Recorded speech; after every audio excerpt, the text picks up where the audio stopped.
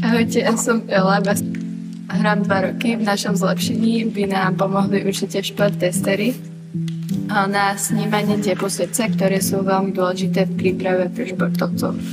Ahojte, ja som Lia, basketbal hrám 3 roky, takže grant by sme využili presne na tie, aby sme mohli posunúť basketbal ďalej na vyššiu úroveň. Ahojte, ja som Baška, basketbal hrám 2 roky, chceme sa zlepšovať, čo sa nám túto sezónu darí a preto by sme chceli na to nadviazať aj v letnej príprave a ďalších sezón. Ahojte, som Vicky, basketbal hrám 5 rokov a určite by nám to pomohlo a hlavne budúci rok, keď budeme mať ešte silnejšie superky, budeme potrebovať lepšiu kondíciu. Ahojte, ja som Sima, basketbal hrám 2 roky, takže ak by ste nám umožnili si ich zakúpiť s vašim grantom, tak vám to veľmi pomôže. Ďakujeme, dievčatá, Vysenec. Zdravím, ja som Jakub a som asistent trénerky v basketbalovom družstve dievčat Vysenec. Toto je Miška, hlavná trénerka. Miška má bohaté skúsenosti s basketbalom na profesionálnej úrovni.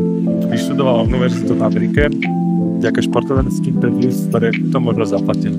Bola členkou mládežníckych reprezentácií U16, U18, U20 a aj ženskej reprezentácii, s ktorou bola aj na majstrovstvách Európy.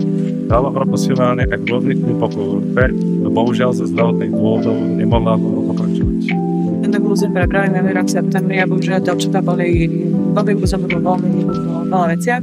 Preto sme s nimi začali v podstate od zle, bolo to techniky strelby cez základné cviky basketbalu a moje skúsenosti a profesionálnu listu by sme chceli preniesť spolu s Jakubom a do tohto družstva, s čím sme začali od septembra. Preto by sme tento grant chceli využiť na zakúpenie hráčov srdcového tepu, ktorý by sme využívali počas celej sezóny, nakoľko z toho vieme vyčítať, či hráčka trénuje správne alebo má potenciál sa ešte zlepšiť.